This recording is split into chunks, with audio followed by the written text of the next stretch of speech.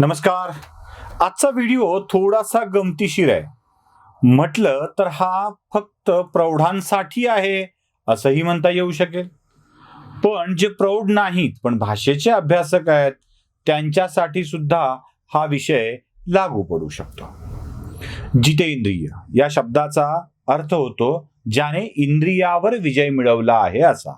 जितेंद्र ज्यानं आपल्या पूर्णतः सगळ्याच इंद्रियावर विजय ज्यानं मिळवलेला आहे त्याला जितेंद्र असं म्हणतात. आणि हा शब्द आपण पहिल्यापासून वापरत आलेलो आहोत. जितेंद्रिय हा शब्द खास करून हनुमानासाठी वापरला जातो, ज्यानं आपल्या इंद्रियावर जय मिळवलेला आहे असा जितेंद्रिय. आता हेच नाव धारण करून इंद्रियाविषयीचं ज्ञान आणि त्याविषयीच्या गोष्टी सतत प्रगट करणारे आपले एक नेते पण आहे आणि त्याच नेत्यांविषयी आपण बोलणार आहोत. सगळ्यात पहिल्यांदा एक व्हायरल झालेलं ट्विट मी तुम्हाला दाखवतोय.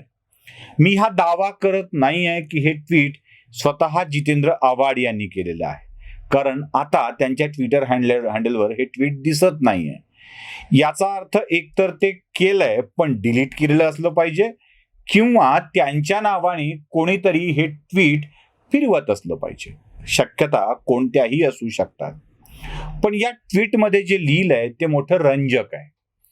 यातून श्री श्री रविशंकर जे आर्ट ऑफ लिव्हिंगचे प्रणेते आहेत त्यांच्यावरती थेट प्रहार आव्हाडांनी केलेला आहे. प्रसंग आहे ऑस्ट्रेलियाच्या नावासंबंधीचा. आपल्या साधकांशी हितगुज करताना श्री श्री रविशंकर यांनी जे काही विधान केलंय ते तुम्ही पहिल्यांदा ऐका.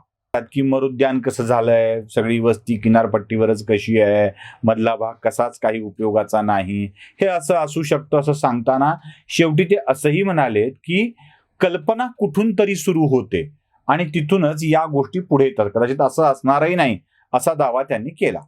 आता हे व्हिडिओ फेसबुकवर अपलोड होऊ लागल्याबरोबर स्वतंत्र विचारांचे पुरोगामी बाण्याचे आव्हाड यांना काहीतरी भारतीय संस्कृतीच्या नावावरून विदेशात पडलंय असं सहन करणं शक्य नाहीये आणि त्यांनी सरळ सरळ रविशंकर यांचीच खेचण्याचा प्रयत्न केला. त्यांनी या दाखल 2 उदाहरणे पण दिली. आता ती उदाहरणं कशी आहेत काय मी तुम्हाला ती पण सांगणार आहे. पण शब्दांच्या उत्पत्तीचं शास्त्र शोधायचं ठरलं तर एक गोष्ट तुमच्या लक्षात येईल की आम्ही पितृ हा शब्द वापरतो वडिलांसाठी. हाच पितृ पुढे पिता आणि इंग्रजीत फादर अशा अर्थाने गेला, समान आहे. मातृ हा शब्द आहे, माता आणि मदर काहीतरी समानता आहे. भ्रातृ हा शब्द आहे, भ्राता आणि ब्रदर अशा अर्थाने पण तो गेलाय. म्हणजे संस्कृत मधला कुठला ना कुठला शब्द हा अन्य भाषेशी संबंधित आहे. मुळात इंग्रजी हीच अन्य भाषांचे मिक्सचर आहे आणि बहुतेक भाषांमध्ये एकमेकांची शब्द आहेत हे लक्षात घेता येऊ शकेल. त्यामुळं अशी वेगवेगळी शब्द वेगवेगळ्या भाषेत तुम्हाला आढळून येतील. मला अत्रेंचा एक किस्सा आठवतोय. बेळगाव महाराष्ट्राचा की कर्नाटकाचा यावरून वाद सुरू होते. आतातला गाव हा शब्द मराठी अर्थाने आहे आणि बेळ हा शब्द कन्नड आहे. त्यामुळं बेळ हा शब्द कन्नड असल्यामुळं बेळगाव कर्नाटकचा असा दावा कर्नाटकची मंडळी करत होती. त्यावेळेला अत्रेंनी केलेलं भाषण खूप सुरेख आहे. आता अत्रेंचं भाषण असं होतं की नव्हतं यावर देखील चर्चा करता येऊ शकेल. पण अत्रे म्हणाले होते जर बेळ हा शब्द कर्नाटकी म्हणून बेळगाव कर्नाटकचा करायचा असेल तर लंडन महाराष्ट्रातच आणलं पाहिजे. आता अत्रेंना हे शोभून दिसतं आणि अत्रेंना हे बोलायला बरं पण वाटतं. अत्रेंचं आपण ऐकून पण घेतो. पण अशाच शब्दांची चमत्कृती साधत जर कोणी आणखी बोलणार असेल तर ते मात्र हास्यास्पद होतं. कसं आहे, अंडमान हा जो शब्द आहे ना जो आव्हाडांनी आपल्या ट्विटमध्ये वापरलाय तो अंदमान असा मराठीमध्ये उच्चार आहे. अगदी सोपं. अकॅडमी हा शब्दाचा उच्चार आपण जसा इंग्रजीत करतो तसा मराठीत तो अकादमी होतो. आता हे अकादमी पासून अकॅडमी बनलंय की अकॅडमी पासून अकादमी बनलंय हा चर्चेचा आणि वादाचा मुद्दा असू शकेल, पण यात समानता आहे. इंग्रजीमध्ये बरीच शब्द बदलल्या गेलेली आहेत. म्हणजे मुंबईच्या सुरुवातीला शिवेवर असलेलं शिव नावाचं गाव ब्रिटिशांच्या उच्चाराच्या पद्धतीमुळं सायन होऊन गेलं आणि शिवचं नाव सायन कधी झालं हे आपल्यालाही कळलं नाही. आपण आजही सायन नावानेच बोलतो. आव्हाड ज्या मुंबईत राहतात तिथला बांद्रा हा भाग, वांद्रे हा भाग हळूहळू ब्रिटिशांच्या उच्चारामुळं बांद्रे झाला आणि बांद्रेचा बँड्रा झाला. पण बँड्रा झाला म्हणून त्याचं वांद्रे हे नाव बदलेल अशी शक्यता नाही आहे. उच्चाराच्या पद्धतीमध्ये असे बदल होत राहतात. इंग्रजी आणि मराठीच्या बदलांमध्ये असे प्रकार घडत आलेले आहेत. आता आमच्या जंगलात सापडलेली कंदमुळं, ज्याला आम्ही कंद असं म्हणतो, आता KAND कंद असा इंग्रजीतला शब्द इंग्रजीतच उच्चारायचा ठरला तर तो कंद असा होणार नाही, कंड असा होईल. आणि कंद आणि कंड मध्ये फरक काय असतो हे सगळ्यांनाच चांगलं ठाऊक आहे. आता असा जर फरक होणार असेल, म्हणजे फंद्यात पडणे आणि फंडात पडणे, फंदात पडणे आणि फंडात पडणे हा फरक आहे. आता फंदात छंदी माणसाची फंद असतात आणि फंडात म्हणलं की फंड निधी या अर्थाने तो येतो. आता फंड आणि फंद या दोन्हीतला जसा फरक उच्चारांमधला आहे मराठी इंग्रजी मधला, तसा अनेक ठिकाणी तो पण आहे. आता जसं आव्हाडांनी लिहिलंय की अंडमान आणि लंडन ही दोन शहरं जवळजवळ असायला हवी होती, किमान म्हणजे त्यातलं वाक्य आहे म्हणून तुम्हाला मी सांगतोय. नाही तर अशी आरबट चरबट शब्द ही खाजगी बैठकीत बोलायची, अशी थेट युट्यूबवरून बोलावी लागली नसती. त्यांनी असं सांगितलंय की लंडनच्या थोडं खाली अंडमान असायला हवं होतं. आव्हाडांना कोणीतरी सांगणं आवश्यक आहे की आव्हाड साहेब, इंग्रजीत अंडमान असा उल्लेख चुकीने होतो आहे, ते अंदमान आहे. अंदमानची बेट आहेत, अंदमान निकोबारची बेट आहेत. ब्रिटिशांना ड चा उच्चार अवघड होता, धचा उच्चार अवघड होता, धचा उच्चार अवघड होता, म्हणून बऱ्याच शहराची नावं ब्रिटिशांनी बदललेली आहेत. बदललीत म्हणण्यापेक्षा ती बोलण्याच्या ओघामध्ये तशी येऊन गेली. जसं वांद्रेचं बँड्रा झालं तसं. भायखळा हे उपनगर मुंबईतलं ब्रिटिशांच्या उच्चार पद्धतीप्रमाणे बायकोला असं होतं, बायकोला. आता त्या बायकोला की भायखळा हे आपण ठरवायचं आहे.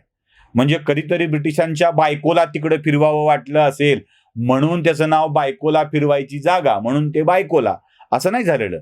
त्याचं मूळ नाव भायखळा असंच होतं आणि मग नंतर ते बायकोला असं ब्रिटिशांच्या उच्चाराच्या पद्धतीमुळे झालेलं आहे. अशी अनेक शहरांची नावं बदलल्या गेलेली आहेत. तसं अंदमानचं अंडमान हे ब्रिटिशांच्या उच्चाराच्या पद्धतीमुळे झालेलं आहे. म्हणजे कंदमुळं खाणारा भारतीय ब्रिटिशांना दिसला तर तो कंडमुळं खाणारा भारतीय असं म्हणतील. आता हा कंडमूळ हा जो प्रकार आहे तो जर आला ना आव्हाड साहेब तर फार त्रास होतो. म्हणजे ज्याला कुणाला माहित आहे त्याला कळेल, म्हणजे कमळ फुललं की काय त्रास होत असतो हे त्यांना कळेल. आता हाच जर अंडमानच्या खाली, लंडनच्या खाली अंडमान असायला हवं होतं असं आव्हाडांना वाटतं, तर तसं आपल्या जितेंद्र नावाच्या नावाला सुद्धा हे शोभत नाहीये, ते बदलायला हवं. कारण ज्याला लगेच संताप येतो, जो आपल्या मेंदू नावाच्या इंद्रियावर नियंत्रण ठेवू शकत नाही, अनंत कर्मुशेला मारतो, तो जितेंद्र कसा काय असा प्रश्न आम्हाला पडतो. कदाचित तुमचे जे नेते आहेत ना पवार, ते पाठीत वार करणारे म्हणून पवार असं त्यांचं नाव पडलंय की काय हेही शोधावं लागेल. म्हणजे अंडमान लंडनचं जर हेच गणित इकडं लावायचं ठरलं तर पाठीत वार करणारे म्हणून पवार असं करावं लागेल का? की सतत वळसे घेत राहणारे सरकार आहे, गृहमंत्री आहेत, गृह मंत्रालय आहे म्हणून वळसे पाटलांचं नाव वळसे असं पडलं, असा काही तर्क आव्हाडांना लावायचा की काय असा प्रश्न पडलाय. आता त्यातल्या आव्हाड या नावाच्या विग्रहाखातर आपण जर करायचं ठरलं तर आम्हाला दोन शब्द सापडतात, एक अव आणि दुसरं तेच. तर असा त्याचा अर्थ लावायचा का असा होत नसतो. मी पुन्हा म्हणतोय की जितेंद्र आव्हाडांनी हे ट्विट केलंय की नाही आम्हाला माहित नाही. स्क्रीनशॉट आमच्याकडे फिरतायत आणि त्या स्क्रीनशॉट वरून आम्ही हा दावा करतोय. ते डिलीट केलंय की एडिट केलंय आय डोंट नो, मला माहित नाहीये ते कसं झालंय ते. पण जर अशा स्वरूपाच्या भाषिक मुद्द्यावरून एका धर्मगुरूची हेटाळणी आपण करत असू, खरं तर आर्ट ऑफ लिव्हिंगच्या माध्यमातून श्री श्री श्री जे तुमच्या भाषेत ट्रिपल श्री रविशंकर यांनी जे काही नेटवर्क आणि काम उभं केलं ना ते अद्वितीय आहे. सामाजिक कार्य देखील उभं राहिलेलं आहे, लोकांची जीवन जगण्याची पद्धती सुद्धा बदललेली आहे. म्हणूनच रविशंकर यांना करोडो चाहते भारतभरामध्ये मिळालेले आहेत. आव्हाडांना मुंबऱ्याच्या बाहेर लोक शिव्या घालतात हे देखील विसरून चालणार नाही. म्हणजे आम्हाला कळलंय की ठाण्यात सुद्धा लोक आव्हाडांना चांगलं म्हणत नाहीत. उदाहरणार्थ अनंत करमुसे, ते ट्विट केलं होतं, ती फेसबुक पोस्ट केली होती म्हणून आव्हाड चिडले होते, म्हणून मारायला आले होते. हे सगळं असं आहे. मुंबऱ्याच्या विशिष्ट लोकांच्या, म्हणजे माध्यमांची भाषा, माझी नाही, ही माध्यमांची भाषा आहे, विशिष्ट लोकांच्या पलीकडे तुम्हाला कोणी चांगलं म्हणत नाही. आणि याचं कारणच हे आहे की अंडमान आणि लंडन अशा 2 शहरांच्या इंग्रजी नावांचं मराठीकरण करत आपण जो काही खेळ लावलाय ना, तो खेळ हा असाच आहे.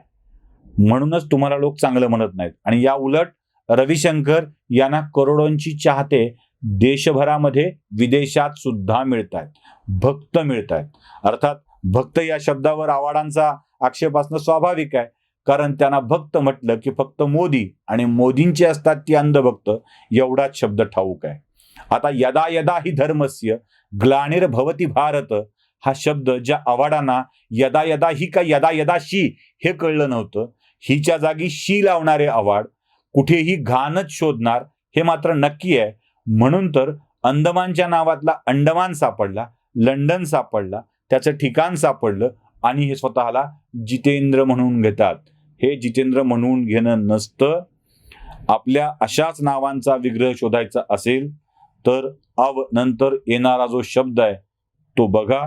लोक तुम्हाला तसंच करतील. आपल्या नेत्यांचं नाव पाठीत वार करणारे म्हणून पवार असं झालंय का बघा.